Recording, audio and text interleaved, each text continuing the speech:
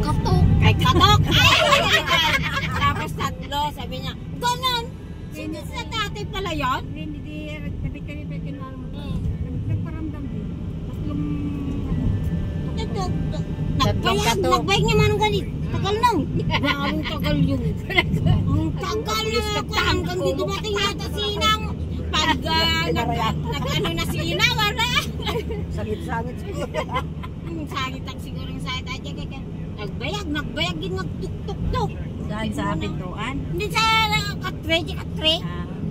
Good. Ang damang ko yun ba? Kung ko lang naalala ko si tatay. Sabi ni Inang kasi na gano'n ang tuk-tuk niya pag magparamdam. Ngayon, may kumakatog sa bahay niya. Wala na eh. Wala na dahil maroon pa. Dadagituloy na naman. Eh, si Inang hindi nagparamdam si Inang. Ang ganda nung sa taas niyo Parang wala naman sa akin yun. Nasa heritage na yung mga gamit doon sa taas. Kahit dati yung Hindi kasi Inang, hindi mo natatakot. Alam mo, Mac, kahit ganito ako nag-ilo ako ng kwan, bingkol. kasama ka niya dyan. Kahit ganito ko na, nasubukan ko nag-ilo ng bingkol.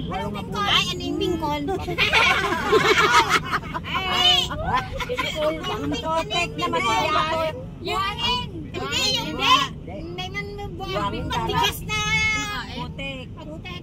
Tigas-tik na Yung matigas. putik na matigas. Wala man kasing kuhanan ng kuhan dati.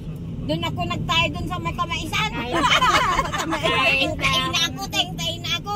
Alam mo yung kuhan, may ano yung kupatin sa Tagalog. Ha? Yung kupatin, ginaganyan ko yan, no? Diba, ano naman yan? Na mapunit, parang mapisi. Mate! Hindi may balit-bilit naman yan. Ayun, ginakawit ko sa pit ko. Pagdating, kung minsan yung nakakilo ng ambuligan. Meron, subukan ko yan, ang kate. Pagdating ko sa bahay, pilas yata yung pit ko, kate. Yun yung ayaw ko ng pangilaw. Pagdating ko sa bahay, tubig, ang kating, sarap ano. Bakit kasi yung pit ko, pagdating ng farm namin, doon naman gusto magtay.